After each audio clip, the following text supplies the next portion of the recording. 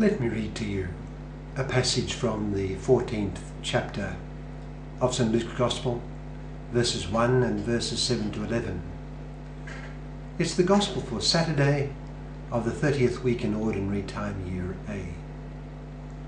St. Luke writes, "One Sabbath, when Jesus went to eat in the house of a prominent Pharisee, he was being carefully watched. When he noticed how the guests picked the places of honour at the table, he told them this parable.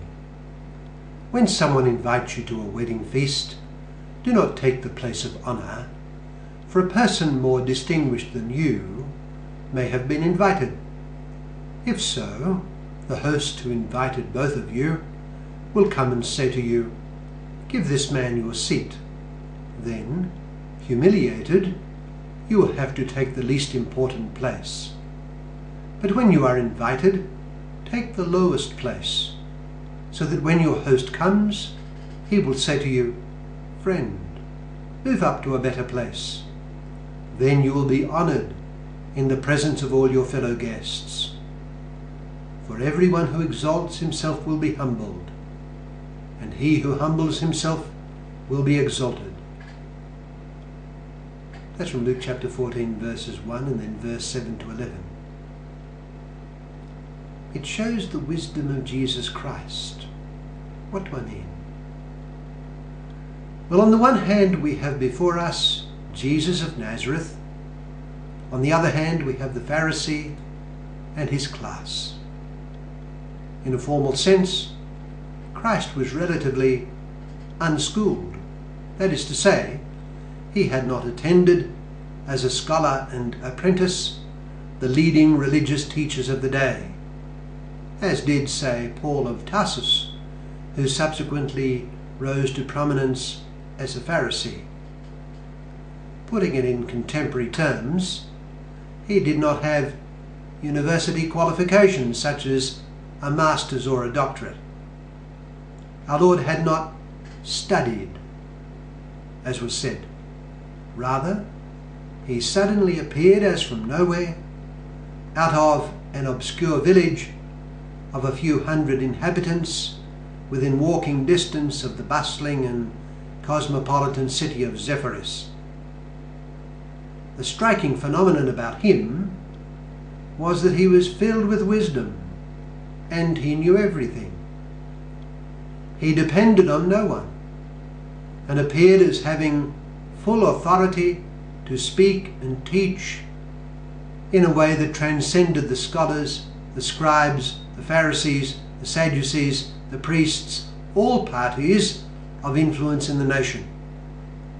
They did not hold a candle to him, as we might say. Nor was it as if he gradually proved himself, as one would by an increasing number of academic articles or proven achievements to one's credit. Jesus Christ suddenly began in a public way as teacher, rabbi, and more importantly, was rapidly recognized as a great prophet of God. A great light suddenly appeared in the hills and plains of Galilee, going from village and town and farm, speaking of the arrival of God's rule. As I say, the striking thing about this man was not only his dazzling miracles, which showed, as the Pharisee Nicodemus admitted, that he was sent from God. It was his wisdom, his religious insight, his remarkable and unerring judgment as to who God is and what man should do, which was the phenomenon of the day. He had not studied, as was said, but all addressed him as the preeminent rabbi, the teacher. He was this, though, in a unique sense. All his superabundant wisdom and knowledge came directly from God, and not from any of the schools. There had been something of a discovery of this even when he was a boy. Luke tells us that when Mary and Joseph found him in the temple, He was dazzling the doctors with his intelligence, his insight, his knowledge, and his probing questions. So, on the one hand, we have in our gospel scene today this Jesus of Nazareth, by any standards, a personality of utter distinction in the annals of history.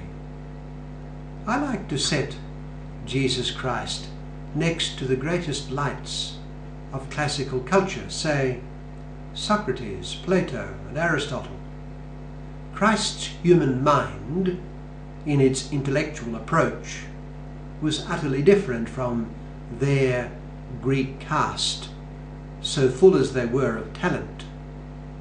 His human mind was Semitic and in the line of the great prophets, but manifestly his wisdom far surpassed theirs, as did his instant insight into and grasp of things to do with God and human living.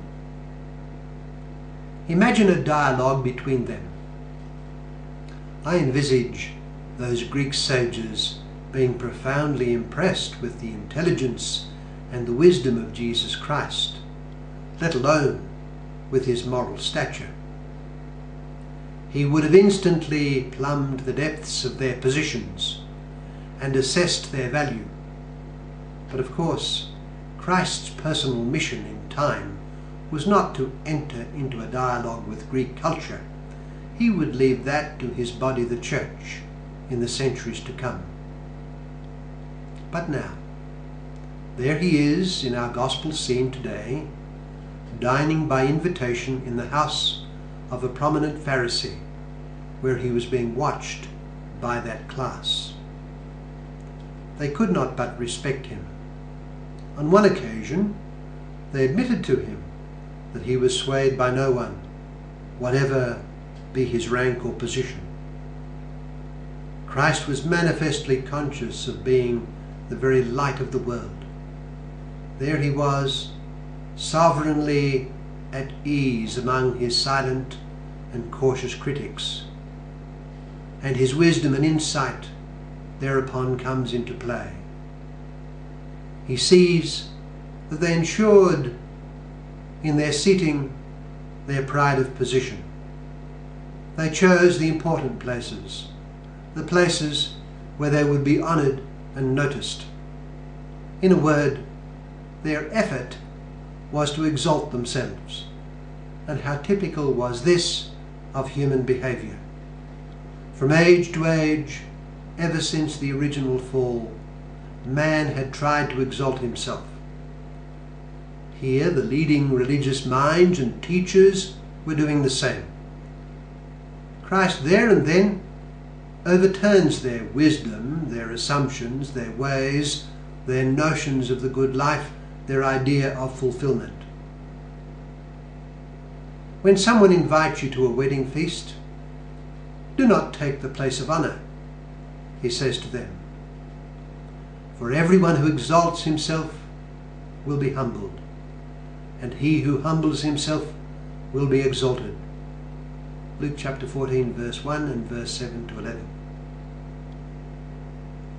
Let us take our scene today and Christ's radical summary of the good life, the life that will bring true human exaltation, as yet another instance of his unequalled wisdom and teaching.